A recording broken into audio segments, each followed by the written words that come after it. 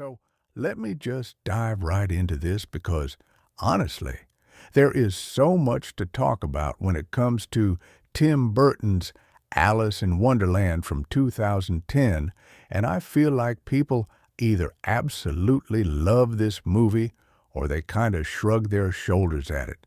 And there's really not a whole lot of middle ground.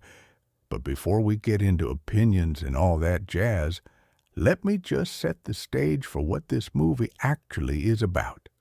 Because I think a lot of people walked into theaters back in 2010 expecting one thing and got something slightly different. And that disconnect is part of why the conversation around this film is so interesting even now, over a decade later. The basic premise of the film is not exactly a straightforward retelling of Lewis Carroll's original Alice's Adventures in Wonderland from 1865, or even its sequel, Through the Looking Glass.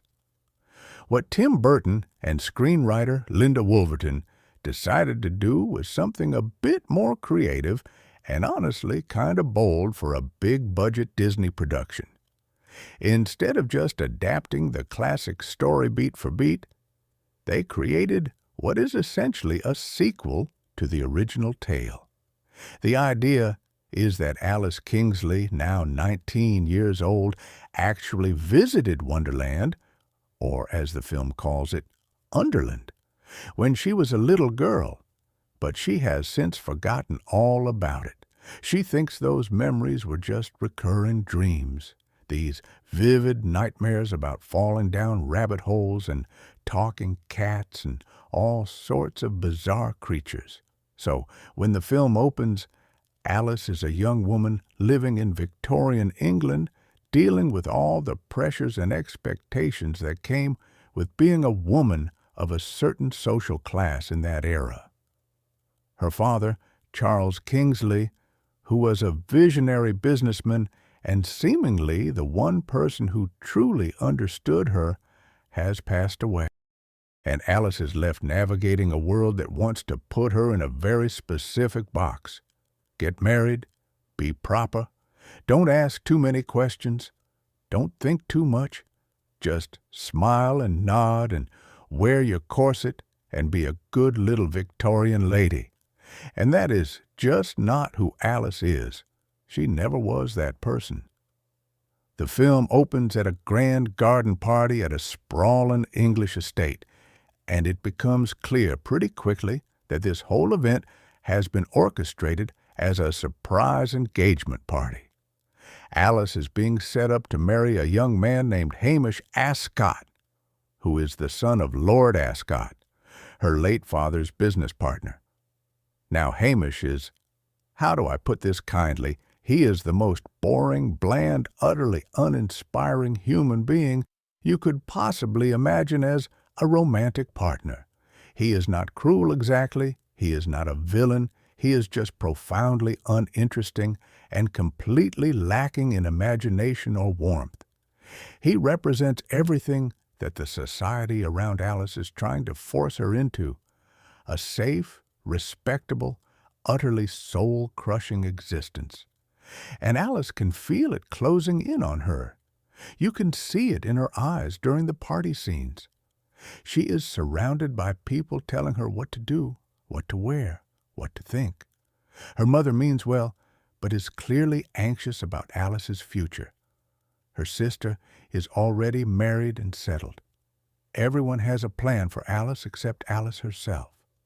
And then, right at the moment when Hamish gets down on one knee in front of hundreds of guests and proposes to her, Alice spots something, a white rabbit, in a waistcoat, with a pocket watch.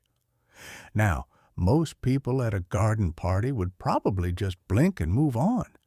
But this is Alice, and somewhere deep in the back of her mind, something stirs, something that feels like a memory, but also like a dream.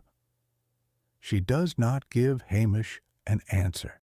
Instead, she says she needs a moment, and she takes off running after this rabbit across the gardens, through the hedges, past confused guests, until she finds a rabbit hole at the base of a massive old tree. And because she is Alice, and because the story demands it, and because honestly, who among us would not follow a rabbit in a waistcoat, she falls in. And down she goes, down, down, down, into Underland. Now here is where the film starts to really establish its identity as something distinct from previous adaptations. When Alice arrives in Underland, she does not arrive as a wide-eyed child experiencing wonder for the first time. She arrives as a skeptical young woman who is absolutely convinced that she is dreaming. She keeps telling herself, this is just a dream. None of this is real, and she can wake up whenever she wants. And the creatures of Underland, the dodo, the dormouse, Tweedledee and Tweedledum, the flowers, all of them, they recognize her, or at least they think they do. There is actually a debate among the inhabitants of Underland about whether this is the right Alice, the Alice who came before, the Alice of legend who is prophesied to return and slay the Jabberwocky and free Underland from the tyranny of the Red Queen. And that is really the driving conflict of the movie. It is not just about Alice exploring a whimsical fantasy world. It is about destiny and choice, and whether Alice is going to accept the role that has been laid out for her, both in the real world and in this fantastical one, or whether she is going to forge her own path. And I think that thematic parallel is really clever, actually. In the real world, everyone is telling Alice who she should be and what she should do. Get married to Hamish, be a proper lady, follow the rules, and in Underland, everyone is also telling Alice who she should be and what she should do. You are the chosen one. You must slay the Jabberwocky. You must fulfill the prophecy. The oraculum, this scroll that shows every significant event in Underland's history, depicts Alice in armor on the Frabjous Day, wielding the Vorpal sword and slaying the Jabberwocky. And Alice has to decide whether she is going to accept that destiny or reject it. And it is through that process of deciding that she actually discovers who she really is. It is a coming-of-age story wrapped in a fantasy adventure, wrapped in Tim Burton's characteristically gothic visual style, and when it works, it really works. Let me talk about the characters now, because this film has an absolutely stacked roster of characters, both original and adapted from Carroll's work. And the cast that brings them to life is pretty remarkable. Obviously, front and center we have Alice herself, played by Mia Wasikowska, who was a relatively unknown actress at the time. She had done some television work, most notably the HBO series In Treatment. But this was really her big breakout role on the global stage. And honestly, casting her was one of the smartest decisions Burton and his team made. Mia brings this quiet strength to Alice, this sense of inner resolve that simmers beneath the surface. She does not play Alice as a generic action heroine or as a passive damsel. There is a thoughtfulness to her performance, a kind of stubborn dignity that feels very true to the character. When she first arrives in Underland and everyone is fussing over whether she is the right Alice, you can see the confusion and the frustration and also this tiny spark of curiosity that she cannot quite suppress. Mia was in her early 20s when she made this film, and she holds her own against some absolute heavyweights in the cast, which is no small feat. Now, speaking of heavyweights, let us talk about the Mad Hatter, played by Johnny Depp. And look, I know that Johnny Depp is a lightning rod for opinions these days, for reasons that have nothing to do with his filmmaking, so I am going to try to just focus on the performance here. The Mad Hatter in this version is not just a quirky character Alice encounters at a tea party. He is elevated to essentially the co-lead of the film, Alice's closest ally and friend in Underland, and there is a whole emotional backstory given to him that does not exist in Carroll's original work. In the film, the Hatter, whose real name is revealed to be Tarrant Hightop, was the royal Hatter for the White Queen's court. On the Horror-Vendish day, the Red Queen's Jabberwocky attacked and destroyed the Hightop clan and much of the White Queen's kingdom.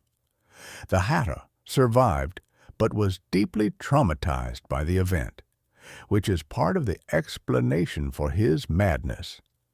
He is not just randomly eccentric, he is broken by loss and grief and the weight of what happened to his people. Johnny Depp plays the role with his typical commitment to physicality and transformation. The Hatter has wild orange hair, a gap in his teeth, oversized eyes with different colored irises, pale skin with patches of color, and an outfit that looks like it was assembled from a fever dream in a haberdashery. Depp gives the character a shifting accent. He slips into a Scottish brogue when the Hatter gets angry or passionate, which is apparently meant to reflect the character's clan heritage. There are moments where the Hatter switches between whimsical silliness and genuine menace, and Depp navigates those transitions with a kind of manic energy that is either captivating or exhausting, depending on your tolerance for his style of acting. I personally think there are moments of real emotional power in his performance, particularly in the scenes where the Hatter is alone with Alice and drops the facade of madness to show the wounded person underneath. The way he looks at Alice when he realizes she does not remember him, the way he says, "You're not the same as you were before. You were much more moochier. You've lost your muchness." That line could have been incredibly cheesy, but Depp delivers it with such a mix of disappointment and hope that it actually lands. But I will also say that there are moments where the performance tips over into something a bit too broad, a bit too reliant on funny faces and vocal gymnastics. And in those moments, you can feel the movie straining under the weight of his star power. Helena Bonham Carter as the Red Queen, or Irasabeth of Crims to use her full name, is, for my money, one of the absolute highlights of the entire film. Tim Burton made the decision to give the Red Queen a literally enormous head, achieved through CGI enlargement, and Helena Bonham Carter takes that visual absurdity and just runs with it. She plays the Red Queen as this petulant, insecure, volatile tyrant who oscillates between moments of childish vulnerability and terrifying cruelty. There is a scene early in the film where she is playing croquet using live hedgehogs and flamingos, a nod to Carroll, of course, and she screams, "Off with his head!" about 6 times in the span of 3 minutes, and each time Bonham Carter finds a slightly different way to deliver it. Sometimes it is rage, sometimes it is boredom, sometimes it is almost casual, like she is ordering lunch. She is hilarious and frightening in equal measure, and she manages to make the Red Queen feel like a real person with real insecurities despite the cartoonish visual design. There is a backstory hinted at in the film about how the Red Queen was overshadowed by her younger sister, the White Queen, and how the favoritism shown to the White Queen by their parents is part of what twisted Irasabeth into the tyrant she became. Bonham Carter conveys all of that wounded pride and jealousy without the film ever needing to spell it out too explicitly. She makes the Red Queen pitiable even at her most monstrous, and that is real acting skill. Anne Hathaway as the White Queen, Marana of Marmoreal, is an interesting choice and an interesting performance. The White Queen is presented as the rightful ruler of Underland, the good queen to the Red Queen's evil one. But Hathaway plays her with this delicious undercurrent of weirdness that suggests the White Queen is not quite as pure and innocent as she appears. There is something almost performative about her goodness, the way she floats around with her arms perpetually raised like she is conducting an invisible orchestra, the way she speaks in this breathy, ethereal voice, the way she claims she has taken a vow never to harm any living creature, but then proceeds to make a potion that includes ingredients that are frankly disgusting and somewhat violent to obtain. Hathaway has said in interviews that she based her performance partly on Greta Garbo and partly on the aesthetic of a punk rock groupie, which is one of those actor explanations that makes no sense until you see the performance, and then it makes total sense. The White Queen is supposed to be the good guy, but there is something unsettling about her perfection, and I think the film is smarter than it gets credit for in how it handles that. Alice does not blindly follow the White Queen because the White Queen is good. Alice ultimately fights for Underland because it is what she chooses to do, on her own terms. Crispin Glover plays Ilosovic Stain, the Knave of Hearts, who serves as the Red Queen's chief enforcer and military commander.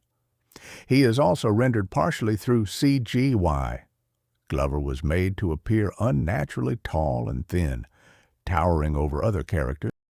The Knave is a classic henchman character, loyal to the Red Queen partly out of genuine allegiance and partly because he is terrified of her.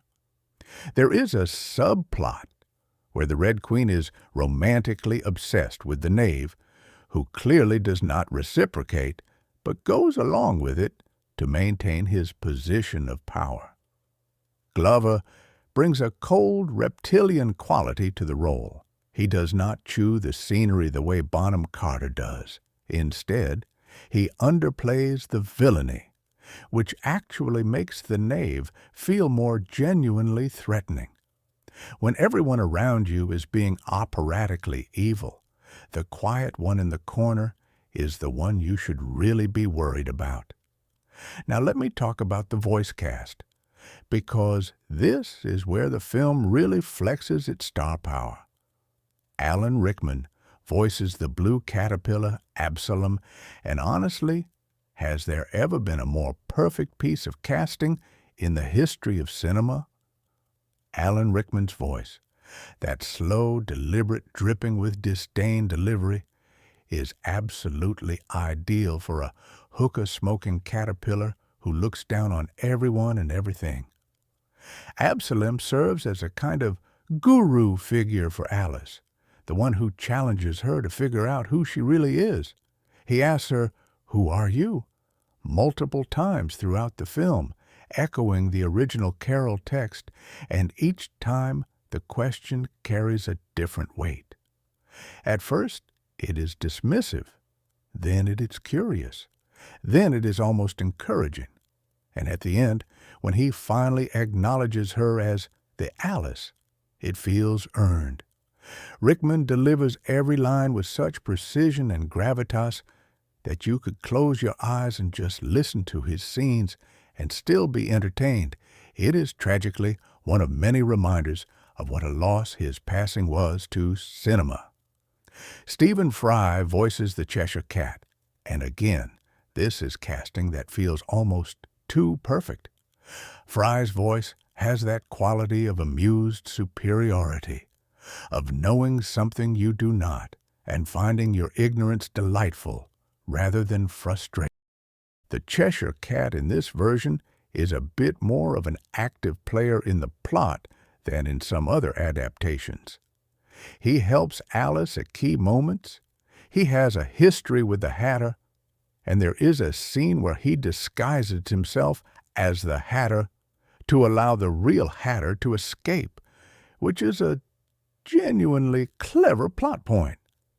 The animation of the Cheshire Cat is also some of the best in the film. The way his grin lingers in the air after the rest of him has vanished, the way his stripes ripple and shift, the way he materializes and dematerializes at will.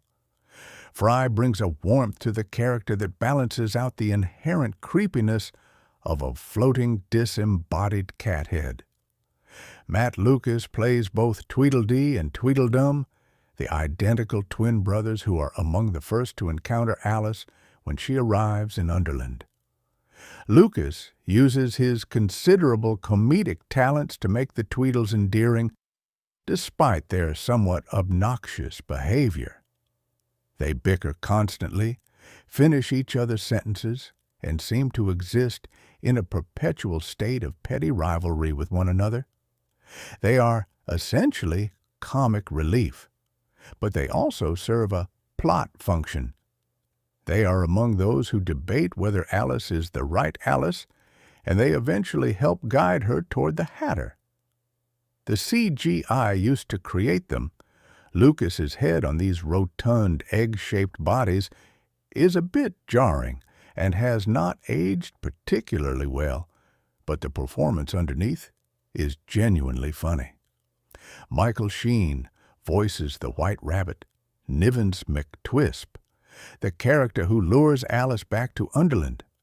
Sheen plays him as a nervous wreck, perpetually anxious and flustered, always worried about being late, always checking his pocket watch, always on the verge of a panic attack.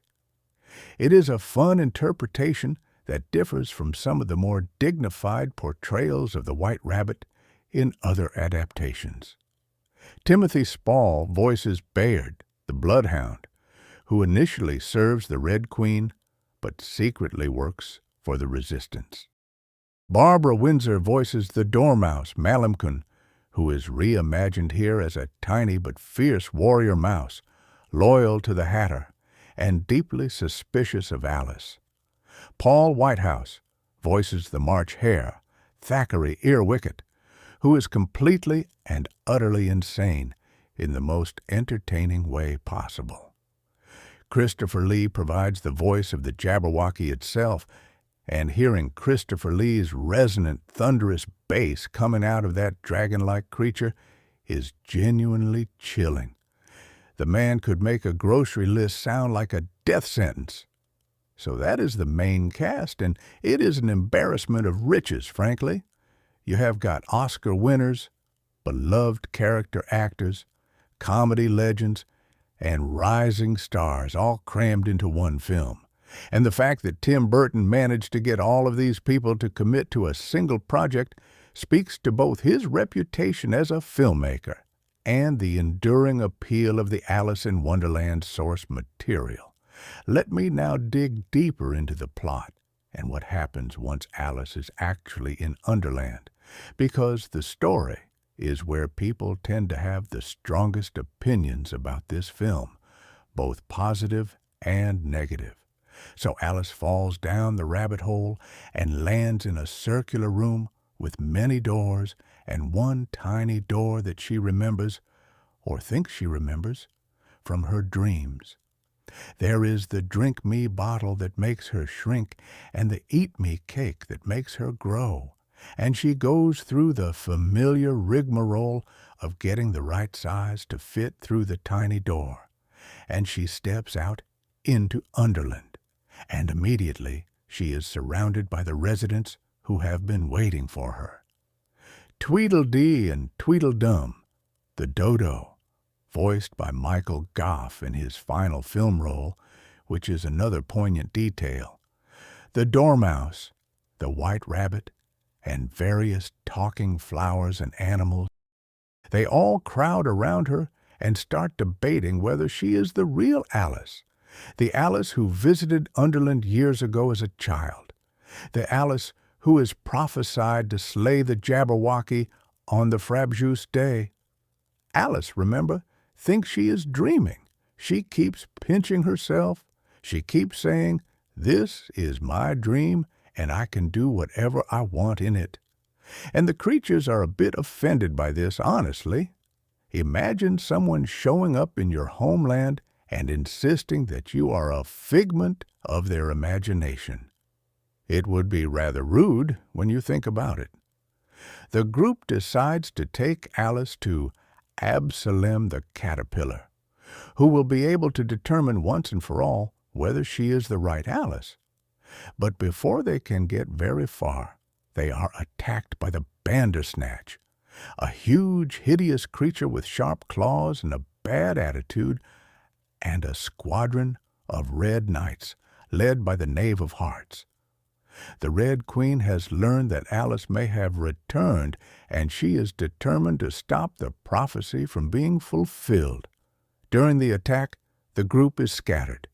The Dormouse manages to gouge out one of the Bandersnatch's eyes. She is a little warrior, I told you, and pocket it. Several of the creatures are captured by the Red Queen's forces. Alice escapes into the forest, where she encounters the Cheshire Cat, who directs her to the Mad Hatter's tea party. And here we get one of the film's most memorable sequences.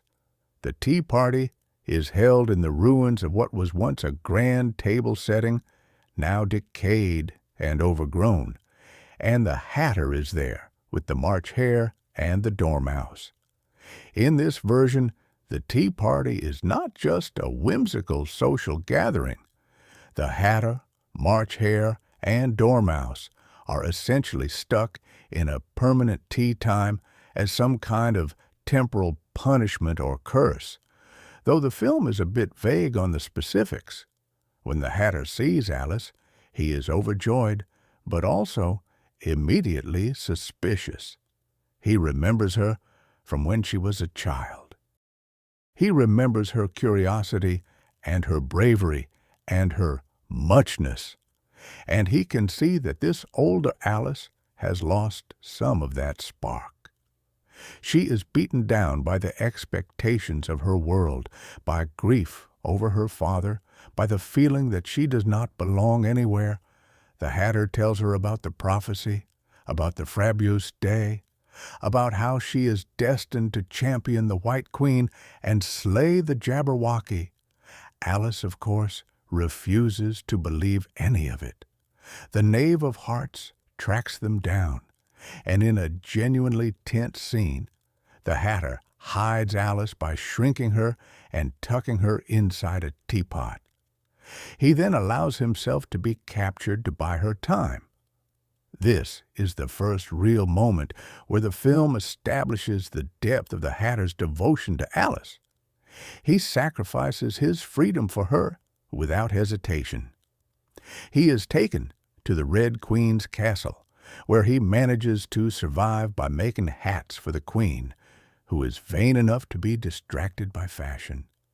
Meanwhile, Alice, now tiny, navigates the dangerous terrain of Underland with the help of Bayard the Bloodhound, and eventually makes her way to the Red Queen's castle to rescue the Hatter. And this is where we get into some really interesting stuff with the Red Queen's court. When Alice arrives at the castle, she has been made large by eating some of the cake, and her oversized head, a side effect of the magical resizing, actually works in her favor, because the Red Queen is surrounded by courtiers who all pretend to have enormous body parts to flatter her and make her feel less self-conscious about her own huge head. There are courtiers with fake big noses, fake big ears, fake big bellies. Everyone is performing this grotesque pantomime of deformity to stay in the Queen's good graces, and Alice, with her temporarily enlarged head, fits right in. The Red Queen takes a liking to her, not knowing who she really is, and Alice adopts the alias as in, the Queen asks her name, and Alice says, hesitantly, and the Queen just takes that as her name. It is a small comedic moment, but it works because it shows how the Red Queen is so self-absorbed that she does not even bother to question something that obvious. Inside the castle, Alice discovers that the Vorpal's sword, the only weapon that can kill the Jabberwocky, is locked away in a chest guarded by the Bandersnatch in its den. The Dormouse, who has also infiltrated the castle, helps Alice retrieve it.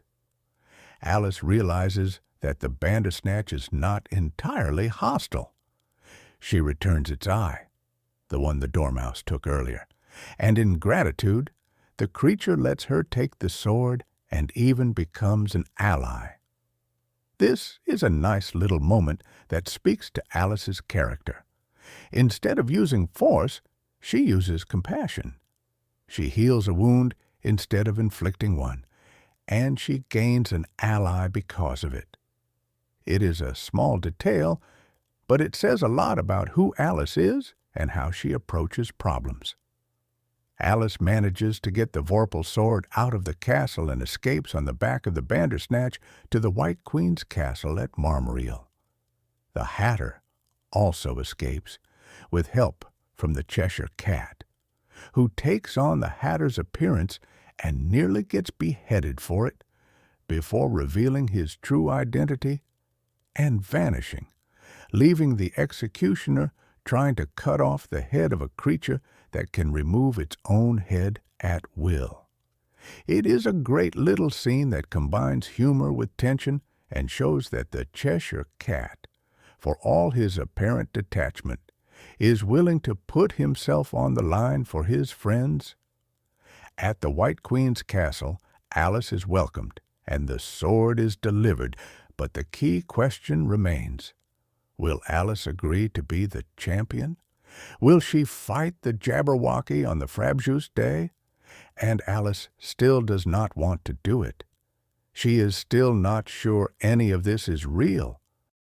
She is still afraid. And I think this is where the film does something genuinely interesting with the character. In a lot of chosen one narratives, the hero resists the call to adventure for a while, but then accepts it pretty easily, maybe after a single pep talk or a dramatic event. Alice resists much longer and much more genuinely. She is not just being modest or going through the motions of reluctance. She is genuinely terrified and genuinely unsure of herself. She does not think she is the person everyone believes her to be. She does not think she is brave enough or strong enough, and that doubt feels real and relatable. How many of us have been in situations where people expected something of us that we did not think we could deliver? How many of us have been told we were destined for something and felt like a fraud? The night before the Frabjous Day, Alice visits Absalom one final time. He is in the process of transforming into a chrysalis. His caterpillar days are ending, and he is about to become a butterfly. And it is during this conversation that Alice finally has her breakthrough. She starts remembering, not just flashes and fragments, but real solid memories of her first visit to Underland as a child. She remembers the Hatter, the Cheshire Cat, the Red Queen, all of it. It was not a dream. It was real. All of it was real. And in that moment of recognition, something shifts inside her. She stops being the frightened, uncertain Alice who has been running from her identity, and she starts becoming the Alice she was always meant to be. Absalom smiles, as much as a caterpillar can smile, and says simply, "Alice at last. You were just as dim-witted the first time you were here. You called it Wonderland, as I recall." And then he begins his transformation. It is a scene that is not particularly flashy or dramatic, but it is the emotional turning point of the entire film, and Mia Wasikowska plays it beautifully. You can see the moment where the pieces click into place behind her eyes. The frab-juice day arrives, and the two queens' armies face each other on a massive chessboard-like battlefield. Another nod to Carroll's Through the Looking Glass, which is structured around a chess game.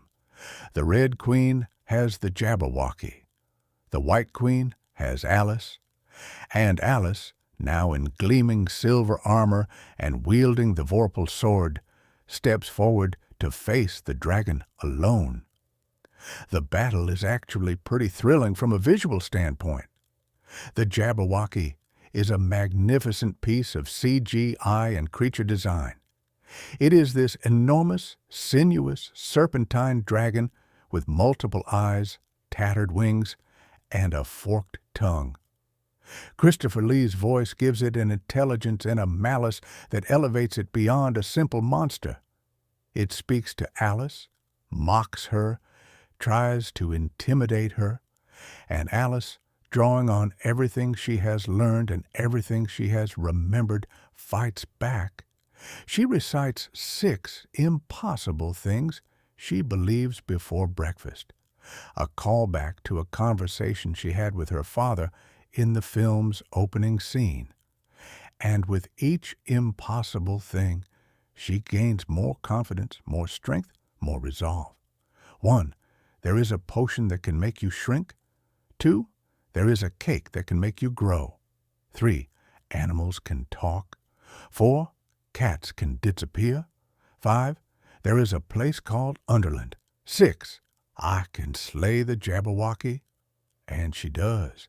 She takes the Jabberwocky's head clean off with the vorpal sword in a moment that is genuinely cathartic. The Red Queen's army surrenders. The Red Queen herself is stripped of her crown and banished, along with the Knave of Hearts, to the Outlands, a desolate wasteland at the edge of Underland. And in a darkly comic twist, the White Queen's ultimate punishment for the Red Queen is not imprisonment or execution, but exile with the one person she despises, the Knave, who will be her only companion, and the decree is that no one in Underland is to show the Red Queen any kindness. It is harsh, honestly. Considering the White Queen's whole I have a vow to do no harm persona, condemning your sister to an eternity of isolation with someone who hates her is pretty brutal when you think about it. But that is part of what makes the White Queen interesting. There is a steel underneath the ethereal softness.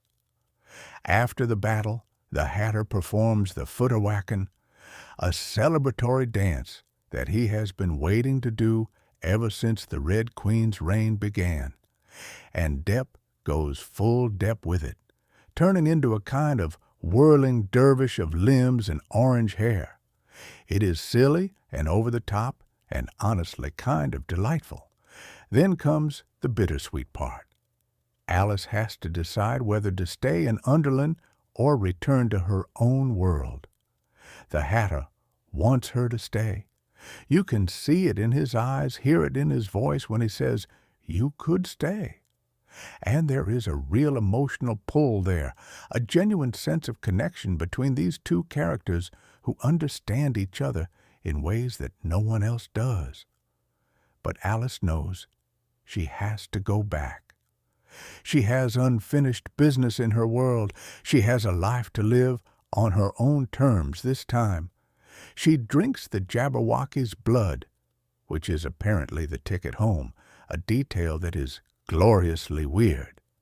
And she wakes up back at the garden party in England in the same moment she left, as if no time has passed.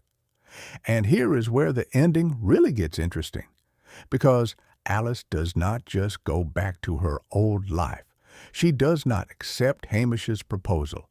She stands up in front of all those people, and she says no. But she does not just say no to Hamish.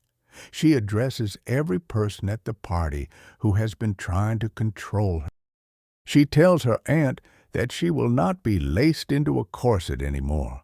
She tells the twin old ladies exactly what she thinks of them.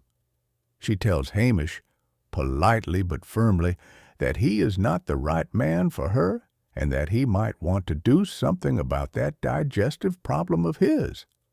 And then she approaches Lord Ascot, Hamish's father and her late father's business partner, and she pitches a business idea.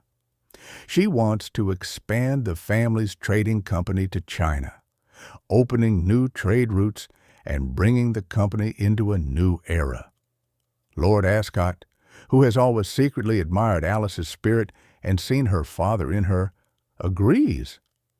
The film ends with Alice standing on the deck of a ship called the Wonder, heading off to China to start her new life as a businesswoman and adventurer.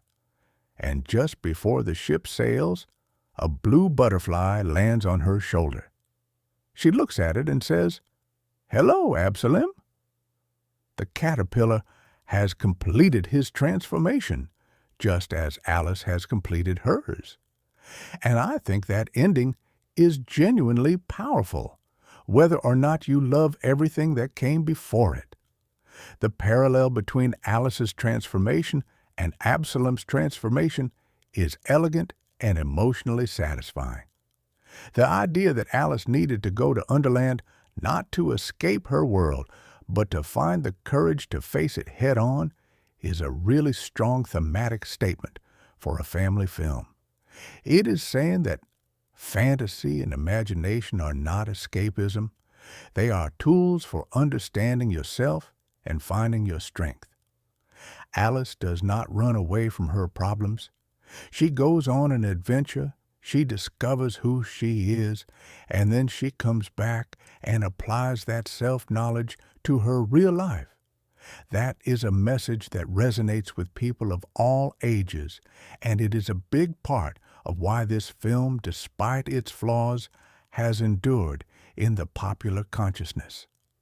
Now, let me get into the production side of things, because the story behind how this film got made is almost as interesting as the film itself. Tim Burton had been interested in Alice in Wonderland for years, which makes total sense when you think about it. His entire aesthetic is built around the kind of dark, surreal, gothic imagery that Carroll's work is steeped in. Burton is the guy who made Edward Scissorhands, The Nightmare Before Christmas, Beetlejuice, Sleepy Hollow, films that live in the space between whimsy and darkness, between beauty and grotesquerie. Alice in Wonderland is practically his ideal playground. But Burton had always felt that the original story, as written by Carroll, lacked a strong narrative through line. He loved the imagery and the characters, but found the plot too episodic, too much of a random series of encounters without a clear dramatic arc. And honestly, he is not wrong about that. Carroll's original book is brilliant and surreal and linguistically inventive, but it is not exactly a tight three-act narrative. Things happen, Alice reacts, she moves on to the next thing. There is no villain to defeat, no quest to complete, no character arc to resolve. Burton wanted to create a version of Alice that had those traditional story elements while still honoring the spirit of Carroll's imagination. Enter Linda Wolverton, the screenwriter. Wolverton is a fascinating figure in Hollywood because she is responsible for writing some of the most commercially successful and culturally significant scripts in Disney's history. She wrote Beauty and the Beast, the animated one from 1991, which was the first animated film ever nominated for the Best Picture Oscar. She wrote The Lion King. She wrote Maleficent. She has a particular talent for taking well-known stories and finding new angles on them, for adding depth and complexity to characters that might otherwise be one-dimensional. For Alice in Wonderland, Wolverton made the crucial decision to set the film 13 years after Alice's original visit to Wonderland, making Alice a young adult rather than a child. This immediately opened up a whole range of thematic possibilities. Instead of a story about childhood curiosity, it became a story about growing up, about the loss of innocence, about the struggle to maintain your sense of wonder and individuality in a world that is constantly trying to grind those things out of you. Wolverton also made Alice the active hero of the story. She is not just a passive observer wandering through a surreal landscape. She has a goal, she has a character arc, she has agency, and while some Carroll purists were uncomfortable with these changes, I think they were necessary for making the story work as a feature film for a modern audience. Wolverton drew from both of Carroll's Alice books as well as his poem Jabberwocky for the screenplay, blending elements from Alice's adventures in Wonderland and Through the Looking Glass into a single narrative. The chess motifs come from Looking Glass. The Jabberwocky comes from the poem included in that book. The Red Queen is actually a composite of the Queen of Hearts from the first book and the Red Queen from the second. The White Queen is from Looking Glass. The Hatter, Cheshire Cat, and most of the other characters are from the first book. It is a creative remix rather than a faithful adaptation, and your opinion of the film will likely depend largely on how you feel about that approach. Tim Burton was officially announced as director in 2007, and production began in earnest in 2008.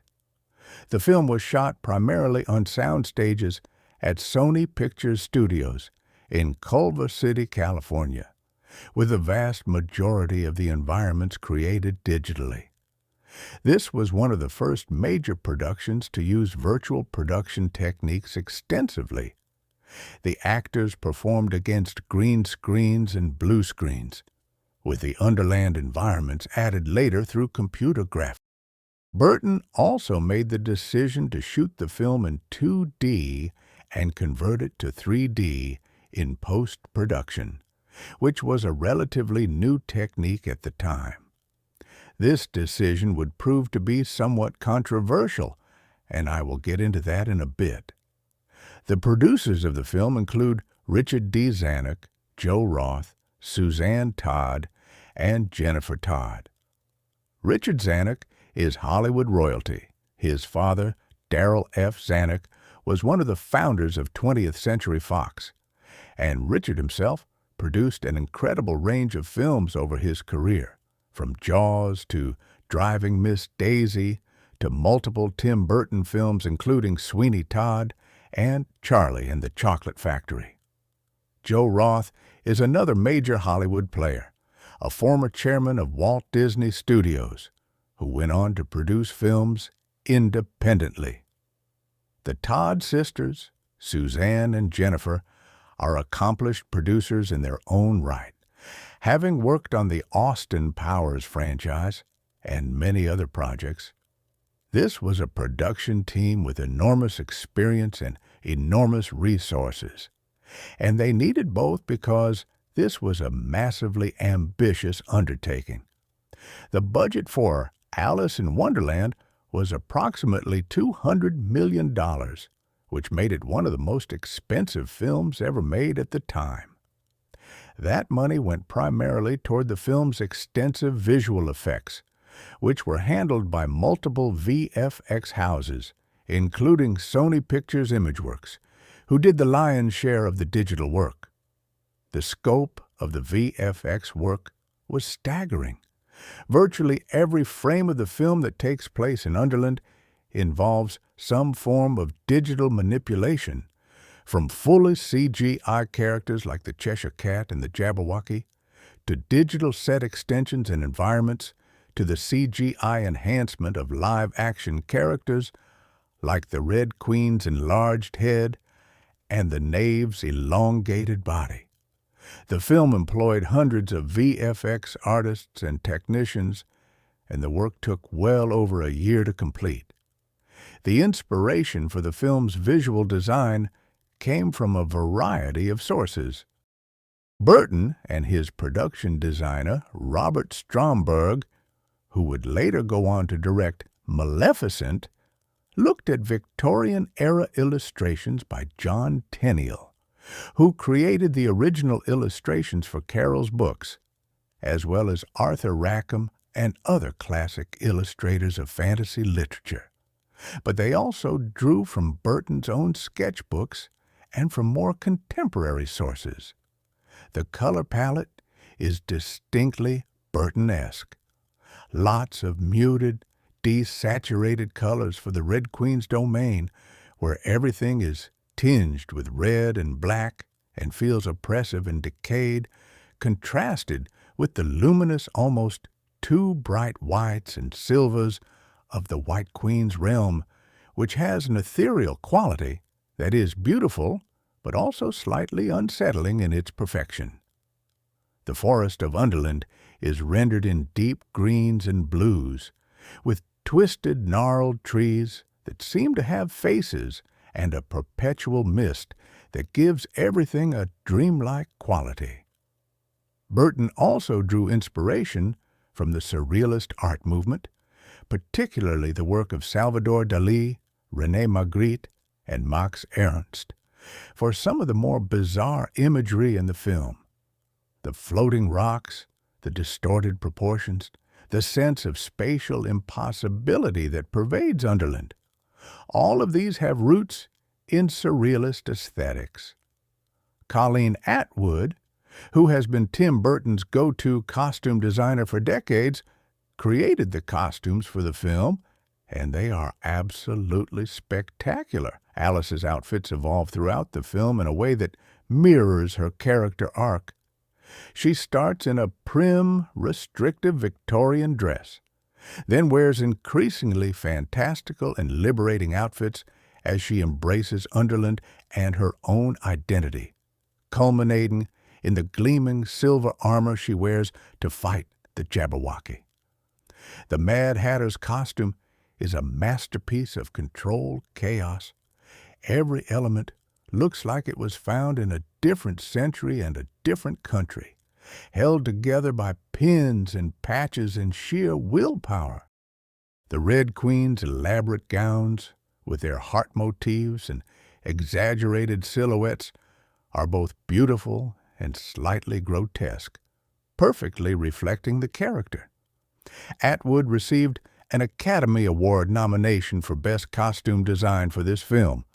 Actually, she won, beating out competition from I Am Love, The King's Speech, The Tempest, and True Grit. It was well-deserved. Danny Elfman composed the score, which was his umpteenth collaboration with Tim Burton at that point. Elfman's music for the film is sweeping and orchestral, with distinct themes for the different realms and characters. There is a whimsical music box quality to some of the Underland themes, a darker, more ominous quality to the Red Queen's music, and a soaring, heroic theme for Alice that builds throughout the film and reaches its full expression during the Jabberwocky battle. Elfman's scores for Burton's films are so integral to their identity that it is almost impossible to separate the two. You hear those particular chord progressions, those particular instrumentation choices, and you know immediately what world you're in. The film's soundtrack also includes an original song by Avril Lavigne called Alice, which played over the end credits. It is an Avril Lavigne song. Make of that what you will. It is catchy, but feels oddly disconnected from the tone of the rest of the film, like someone at Disney's marketing department decided they needed a pop single to sell the movie to teenagers, and just sort of bolted it on at the end. But that is a minor quibble. Now let me talk about the technical aspects in more detail, because this is an area where the film is both impressive and frustrating. Let me start with the cinematography, which was handled by Dariusz Wolski. Wolski is a Polish-born cinematographer who has worked extensively with Ridley Scott.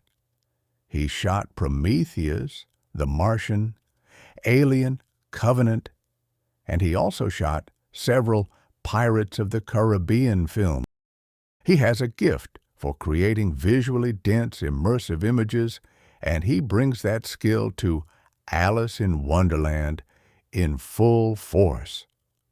The camera work is generally excellent, with a nice balance between sweeping wide shots that establish the scale and geography of Underland and more intimate close-ups that capture the emotional nuances of the performances. There is a shot early in the film when Alice first emerges from the tiny door into Underland, where the camera slowly cranes up from her perspective to reveal the vast, bizarre landscape stretching out before her, towering mushrooms, twisted trees, a sky that is just slightly the wrong shade of blue. And it is genuinely breathtaking. It captures that sense of wonder and overwhelm that Alice is feeling, and it invites the audience to share in it. But here's where we get to the elephant in the room, or maybe I should say the Jabberwocky in the room, the 3D. This film was shot in 2D and converted to 3D in post-production, and the results are, to be blunt, mixed at best. In 2010, we were right in the thick of the post-Avatar 3D gold rush. James Cameron's Avatar had come out in December 2009 and blown everyone's minds with its immersive native 3D photography. And suddenly, every studio in Hollywood wanted to release their big movies in 3D because the 3D surcharge meant more money per ticket. But there is a massive difference between a film that is designed from the ground up to be experienced in 3D, with cameras that shoot natively in 3D, with compositions and blocking that take advantage of the depth, and a film that is converted to 3D after the fact by having technicians essentially separate the image into layers and create artificial depth between them. Alice in Wonderland is the latter, and you can tell. The 3D adds some depth to certain scenes, particularly the wide shots of Underland and the Jabberwocky battle, but it also makes a lot of the film look flat and dim and murky. The color palette, which should be one of the film's strongest assets, is muted by the darkening effect of the 3D glasses. Characters sometimes look like cardboard cutouts pasted onto the background rather than inhabiting a real three-dimensional space. And there are moments where the 3D conversion actually draws attention to the artificiality of the digital environments rather than enhancing the immersion.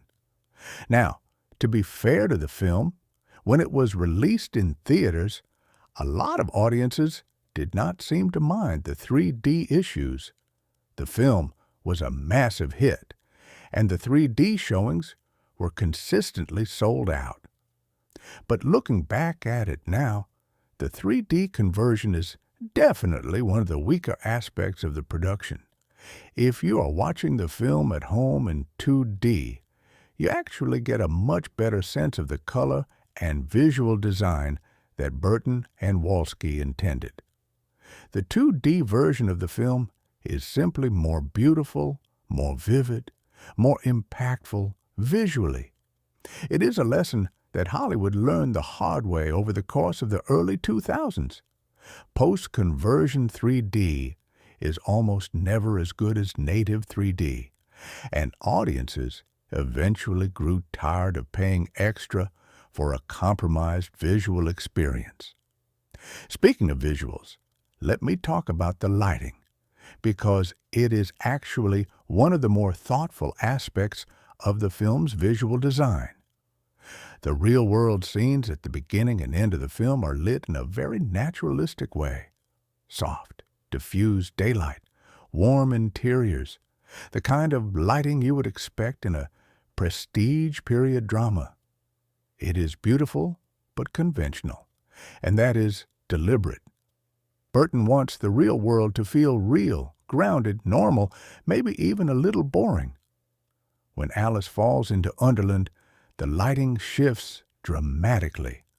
Underland is lit with a much more stylized theatrical approach. Colors are more saturated or more desaturated depending on the location. The Red Queen's castle is bathed in harsh, red-tinted light that feels oppressive and angry. The White Queen's castle is lit with cool, silvery light that feels ethereal and almost ghostly. The forest scenes use a lot of atmospheric haze and backlight to create a sense of mystery and depth. The tea party is lit with this golden, late-afternoon quality that suggests a world frozen in amber, stuck in a moment that never quite ends. Each lighting scheme tells you something about the mood and the meaning of the scene. And while you might not consciously notice these choices, they contribute enormously to the overall emotional experience of the film. The visual effects, as I mentioned, were extensive and at the time represented some of the most ambitious digital work ever attempted. The Cheshire Cat is probably the single most impressive piece of VFX in the film. He is a fully CGI character, but he interacts with live-action characters and environments in a way that feels natural and convincing. The texture of his fur, the way light plays across his translucent body when he starts to disappear, the expressiveness of his face, all of it is beautifully realized. The Jabberwocky is another standout. It is a massive, complex creature with detailed anatomy and fluid movement, and the final battle between Alice and the Jabberwocky is visually spectacular, even if the emotional stakes could have been higher. The digital environments are generally impressive, though some of them have that slightly too clean, too perfect quality that was common in early 2000s CGI and has become more noticeable with age. Real environments have imperfections, dust, wear, randomness. Fully digital environments sometimes lack those qualities, and there are moments in Alice in Wonderland where Underland looks more like a beautiful painting than a place you could actually visit. That said, for a film that is deliberately trying to create a dreamlike, surreal world, a certain amount of unreality in the environments is arguably appropriate. It is a matter of taste. Let me talk about the film's length because it is relevant to how the film works as a whole. The theatrical cut runs approximately 108 minutes, which is relatively lean for a big-budget fantasy epic. For comparison, the Lord of the Rings films range from about 2.5 to 3.5 hours. The Harry Potter films range from about 2.5 to nearly 3 hours. And even Burton's own Charlie and the Chocolate Factory runs 115 minutes. At 108 minutes, Alice in Wonderland moves at a fairly brisk pace. And while that keeps the film from ever becoming boring or dragging, it also means that some character relationships and plot points feel underdeveloped. The Hatter's backstory, for instance, is sketched in broad strokes but never fully explored. The relationship between the Red Queen and the White Queen, which should be one of the emotional cores of the story, is conveyed mostly through a few loaded glances and a single brief confrontation. Some of the supporting characters, Bayard, the Tweedles, the March Hare, are introduced, and then given very little to do for long stretches of the film. A longer running time might have allowed the film to breathe more, to develop its characters more fully, to let the emotional moments land with more impact. But it also might have made the pacing issues that some critics identified even more pronounced. It is a trade-off, and I think Burton ultimately made the right call in keeping the film tight, even if it means sacrificing some depth. Now let me get into the reception of this film, because the gap between its commercial performance and its critical reception is one of the more fascinating aspects of its legacy. Let me start with the box office, because the numbers are genuinely staggering. Alice in Wonderland opened on March 5, 2010, and earned $116 million in its opening weekend in North America alone. That was the sixth largest opening weekend in history at the time. It eventually grossed over $334 million domestically and over $691 million internationally, for a worldwide total of over $1.025 billion. That is right.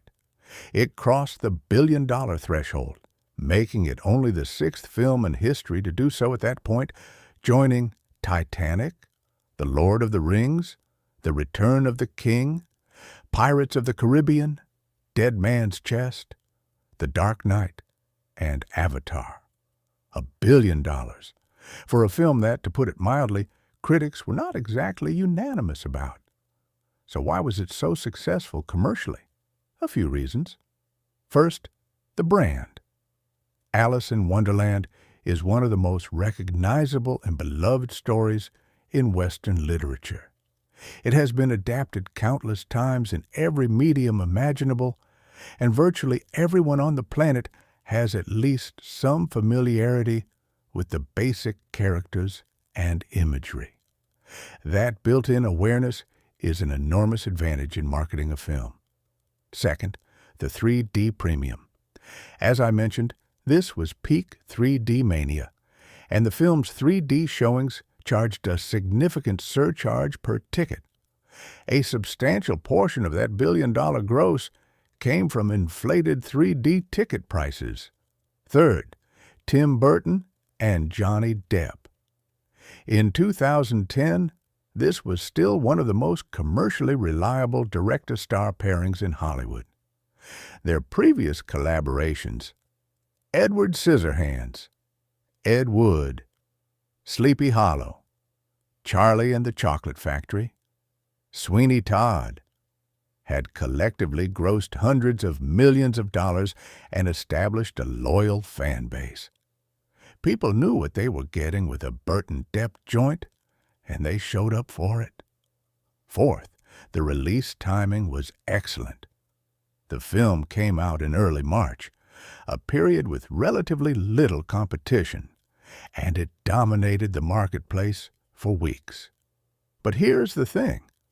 Commercial success and critical success are not the same thing, and Alice in Wonderland is a prime example of that disconnect. The film holds a 51% approval rating on Rotten Tomatoes, which puts it just barely in rotten territory. The critics' consensus on the site reads, Tim Burton's Alice in Wonderland is a visually stunning feast, but the story feels cool and disengaged.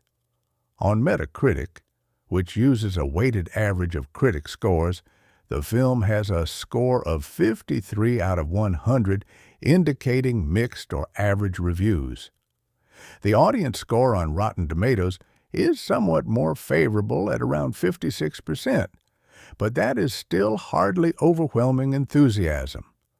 So, what did critics like and dislike?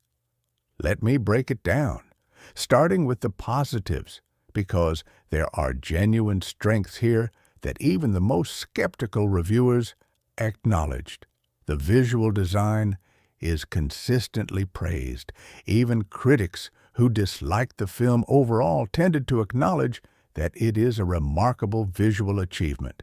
The world of Underland is imaginative, detailed, and unlike anything else on screen at the time. Burton's eye for the surreal and the grotesque is fully unleashed here, and the result is a world that feels genuinely otherworldly. Individual images and sequences, Alice falling down the rabbit hole, the first glimpse of Underland, the Red Queen's castle, the Jabberwocky battle, are frequently singled out as highlights. Roger Ebert, who gave the film 2.5 stars out of 4, wrote, "The film is a wonderment to look at, but the material is curiously cool and distant, not compelling as narrative." The performances are also generally well received, with particular praise for Helena Bonham Carter's Red Queen, Mia Wasikowska's Alice, and several of the voice performances, especially Alan Rickman's Absalom and Stephen Fry's Cheshire Cat.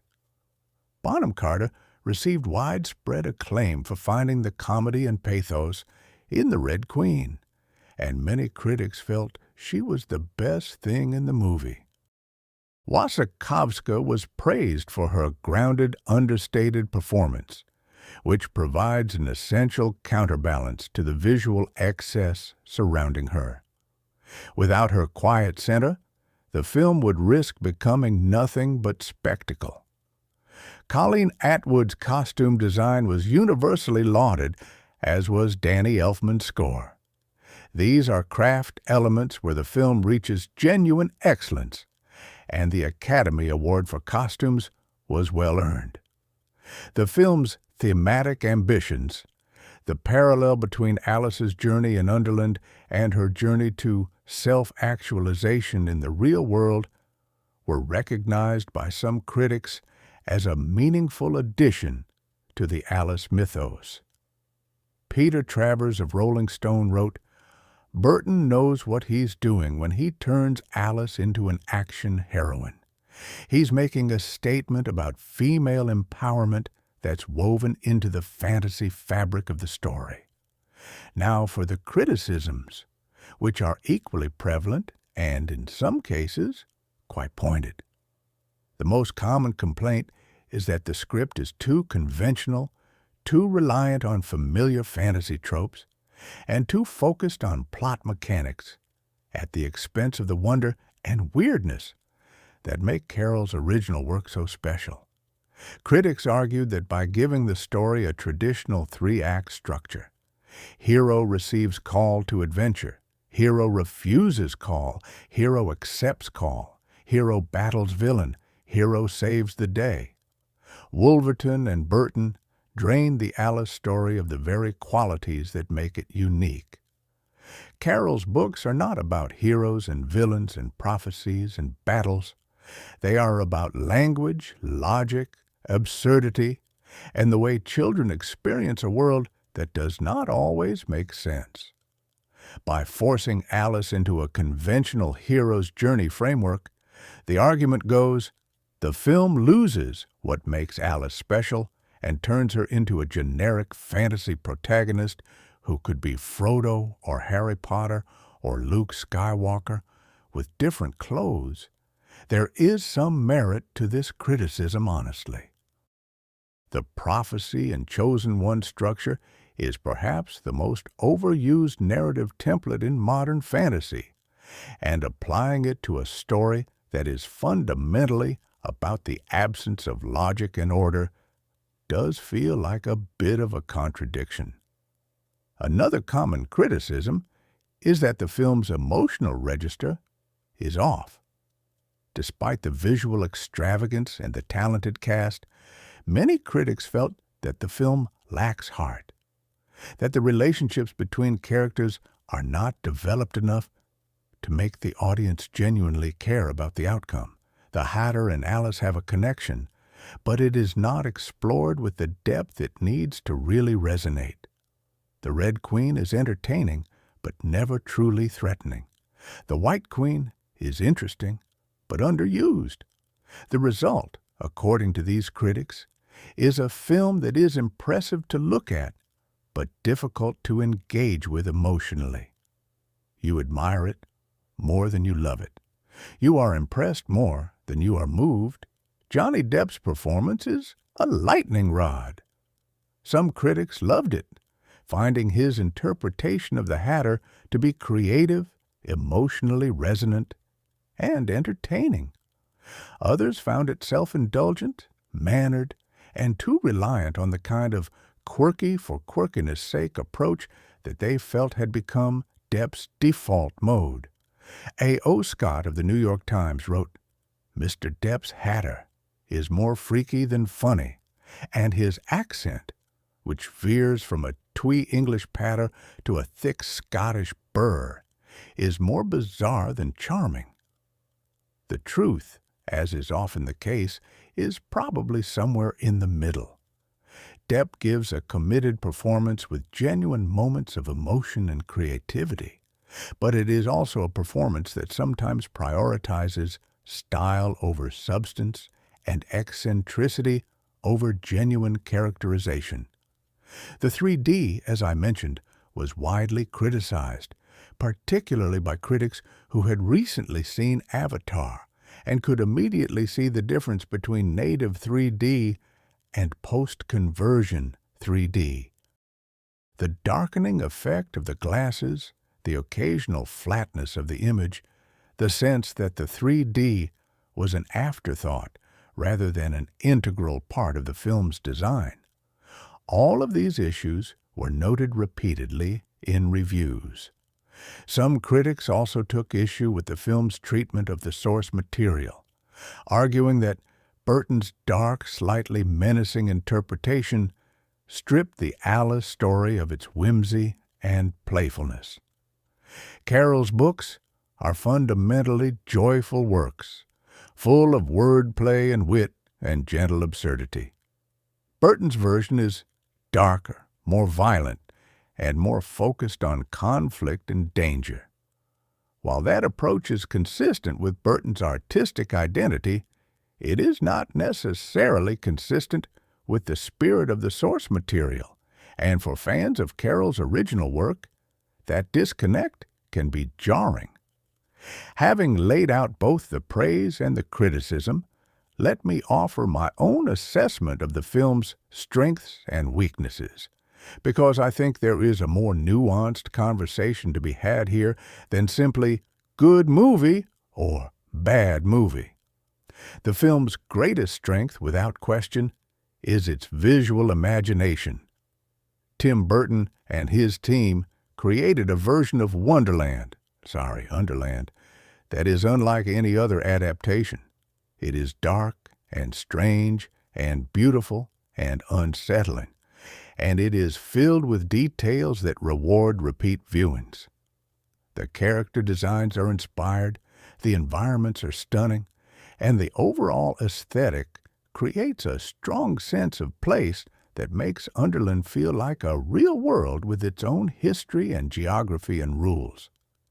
Even if you do not love the story or the characters, you cannot deny that this is a visually extraordinary film.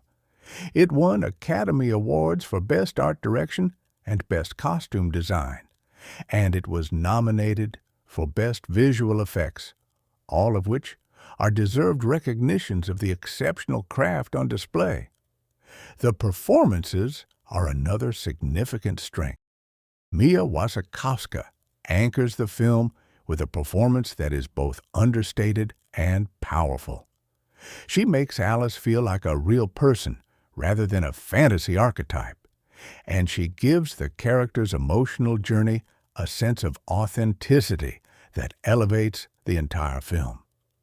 Helena Bonham Carter is a scene stealer of the highest order, finding comedy, menace, and pathos in the Red Queen in seemingly effortless proportions. The voice cast is uniformly excellent, with Rickman and Fry being the standouts.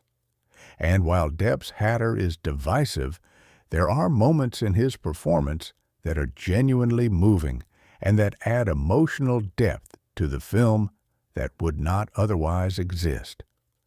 The thematic content is stronger than the film often gets credit for. The parallel between Alice's journey of self-discovery in Underland and her assertion of independence in the real world is well constructed and emotionally satisfying.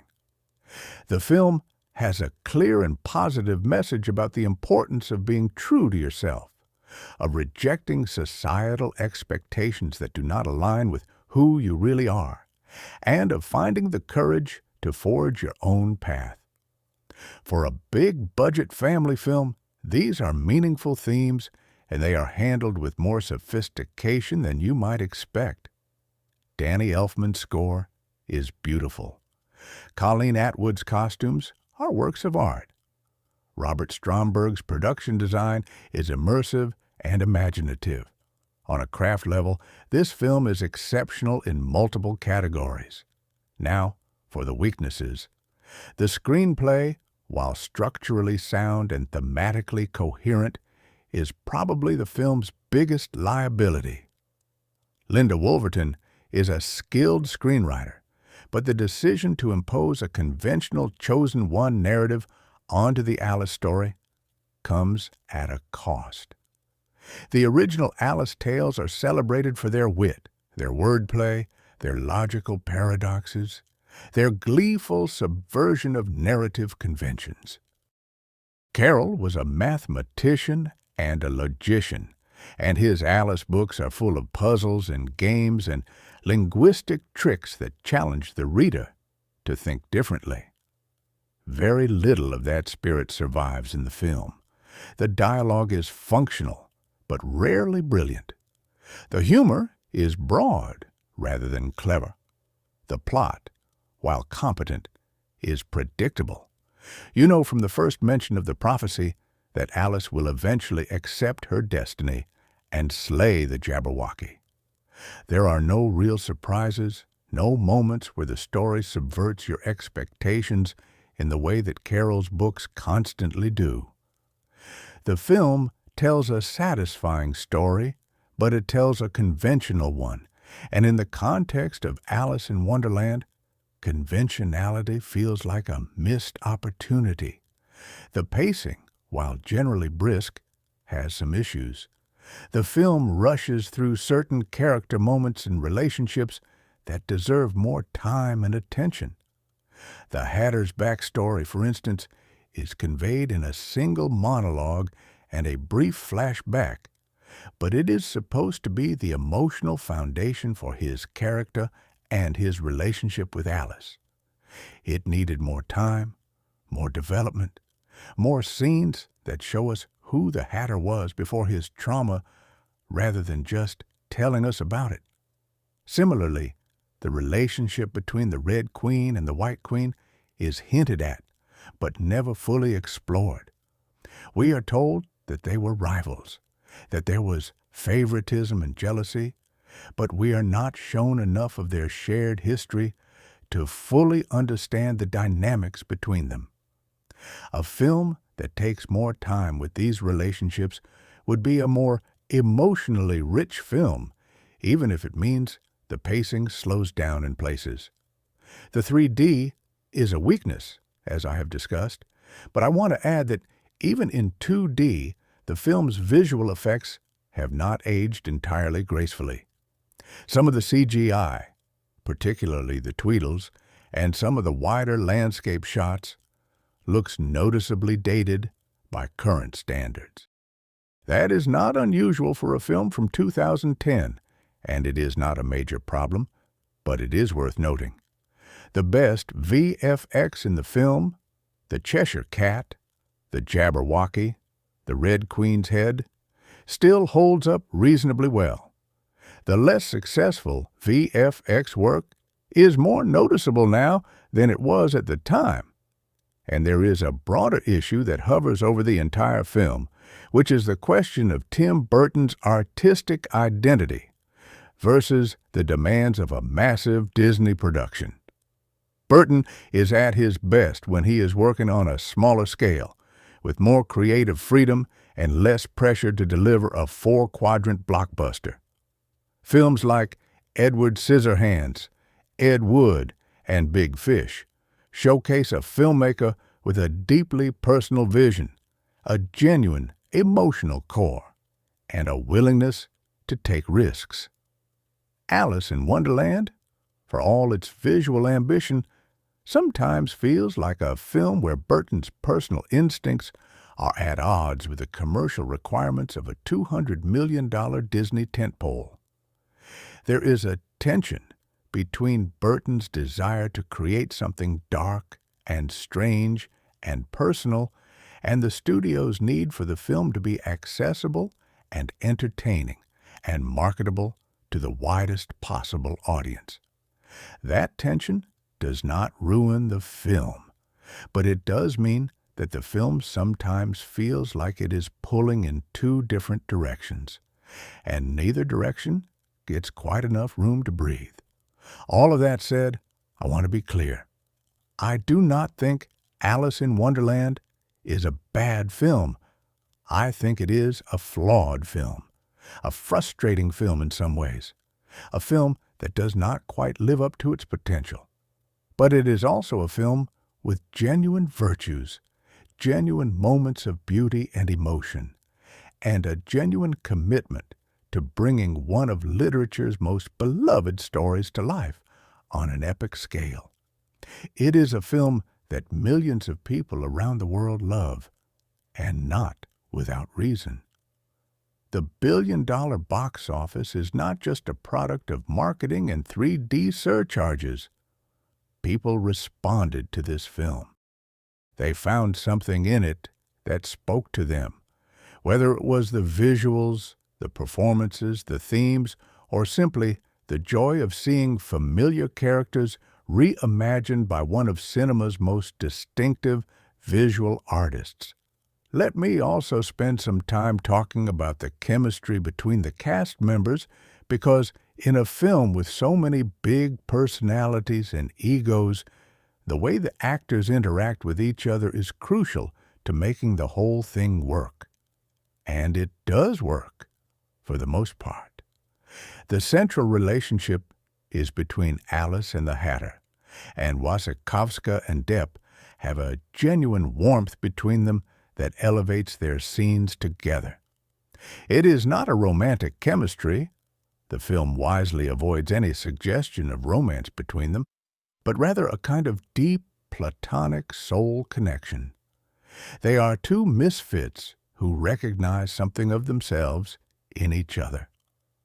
Alice sees in the Hatter someone who has been broken by a cruel world but refuses to give up, and the Hatter sees in Alice someone who has the potential for greatness but has not yet found the courage to embrace it. Their scenes together are among the best in the film, and the mutual respect and affection between the two actors is evident. There is a scene late in the film where Alice tells the Hatter that she has to go back to her world, and the look on Depp's face in that moment, the way the playfulness drops away and you see genuine sadness and loss, is one of the most emotionally affecting moments in the entire film. And Wasikowska matches him beat for beat, conveying Alice's conflicted feelings about leaving without overplaying the emotion. It is subtle, understated work from both actors, and it lands beautifully. The chemistry between Bonham Carter and Glover as the Red Queen and the Knave is different but equally effective. Bonham Carter's Red Queen is obsessed with the Knave, constantly showering him with unwanted affection and jealously guarding him from other women. Glover's Knave tolerates it with barely concealed disgust, performing devotion while secretly plotting his own advancement. Their dynamic is darkly comic, like a toxic relationship played for macabre laughs, and both actors commit to it fully. There is a scene where the Red Queen demands that the Knave tell her he loves her, and Glover delivers the line, "I adore you," with such transparent insincerity that even the Red Queen, who is not exactly perceptive, seems momentarily unsure. Bonham Carter's face in that moment, the way she wants so desperately to believe him, the way she forces herself to accept the lie, is genuinely poignant. It is a small moment, but it adds a layer of tragedy to the Red Queen that deepens the character and makes her more than just a comic book villain. Hathaway's White Queen does not have as many scenes with the other main characters as you might expect, but her interactions with Wasikowska's Alice are interesting. There is a subtle undercurrent of manipulation in the way the White Queen deals with Alice.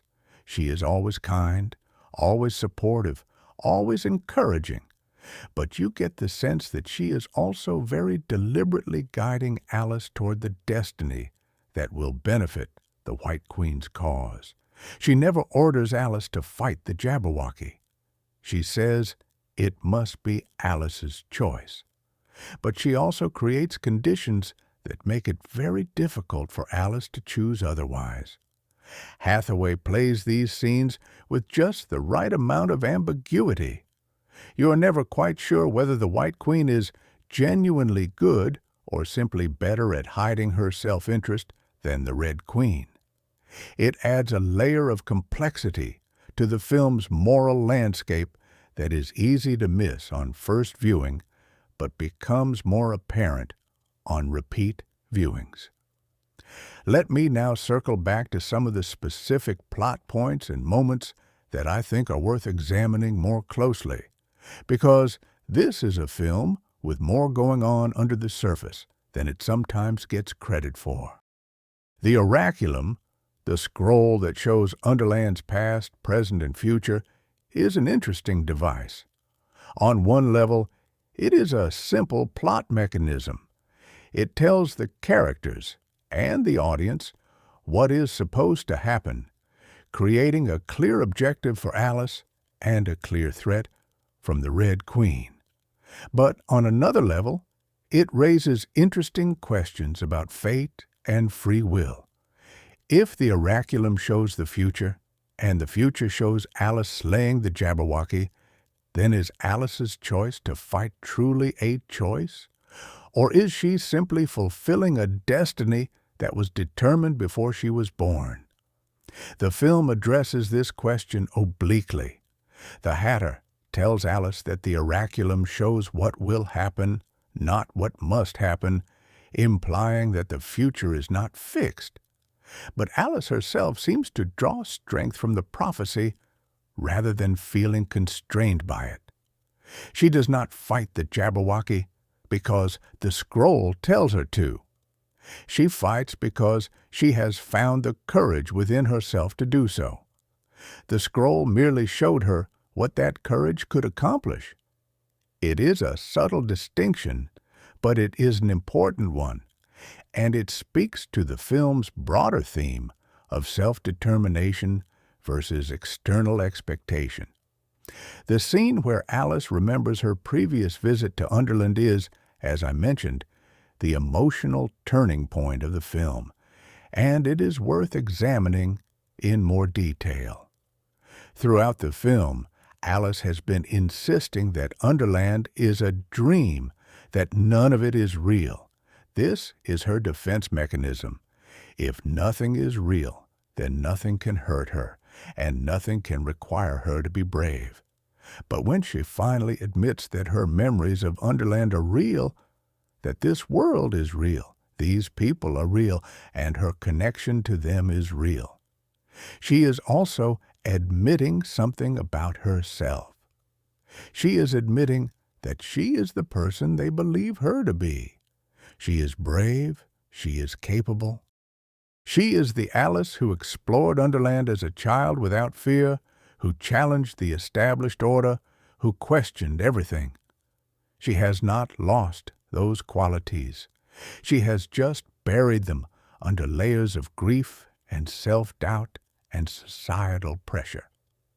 The moment of remembering is really a moment of reclaiming, of rediscovering a part of herself that she thought was lost. And that is a deeply resonant metaphor for the experience of growing up, of feeling like adulthood has stolen something essential from you and then discovering that it was there all along, waiting for you to reach back and grab it. The relationship between Alice and her father, which is established in the film's opening scene and then referenced throughout, is another thread that deserves more attention than it often gets. Charles Kingsley is dead before the film even begins. We never see him in the present tense. But his influence is everywhere. He is the one who taught Alice to believe in impossible things. He is the one who told her that all the best people are bonkers. He is the one who gave her the courage to be different and the intellectual curiosity to question the world around her. When Alice recites the 6 impossible things before breakfast during the Jabberwocky battle, she is channeling her father.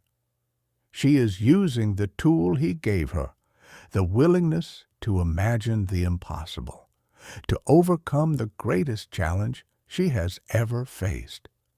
It is a beautiful tribute from a daughter to a father, and it adds an emotional weight to the climax that it would not otherwise have. The fact that Alice's final act in the film is to pursue her father's dream of expanding the family business to China, doing what he never got the chance to do, is the completion of a circle that began with his death and ends with her carrying his legacy forward. I also want to talk about the film's handling of gender, because it is actually more progressive than a lot of people give it credit for, especially for a 2010 blockbuster. Alice is unambiguously the hero of this story. She is not a love interest. She is not a sidekick. She is not a damsel in distress. She is the protagonist, the chosen one, the warrior, the one who makes the critical decisions and takes the critical actions. She wears the armor and wields the sword. She slays the dragon, and then she goes home and turns down a marriage proposal to pursue a career in international business. In 2010, this was still relatively unusual for a big-budget fantasy film. The Lord of the Rings trilogy, the Harry Potter series, the Chronicles of Narnia, all of these franchises have prominent female characters, but the primary protagonists are male. Alice in Wonderland puts a woman front and center in a way that was somewhat ahead of its time, and the film's massive commercial success may have helped pave the way for subsequent female-led action/fantasy films like The Hunger Games, Brave, and Wonder Woman. Furthermore, the film's treatment of the female characters generally is interesting. The Red Queen and the White Queen are not defined solely by their relationships to men. They are rulers in their own right, with their own motivations and agendas. The Dormouse is a fierce warrior. Alice's mother and sister are portrayed with sympathy, even as the film critiques the societal norms they embody. The only significantly developed male characters are the Hatter and the Knave, and neither of them drives the plot. The Hatter is an ally and emotional anchor, but he does not solve Alice's problems for her. And the Knave is a secondary villain who is ultimately outranked and outmaneuvered by the women around him. This is a film in which women have power, sometimes positive, sometimes destructive.